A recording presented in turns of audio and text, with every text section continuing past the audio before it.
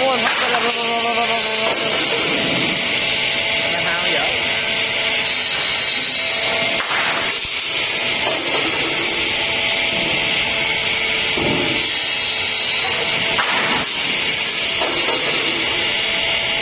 Mấy của anh chắc lại à?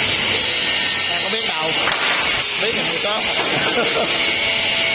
Ủa anh Dũng mà xuống gỡ đây nè, ôi trời đẹp cái này nè, mấy giới thiệu ông mới hỏi lại đó.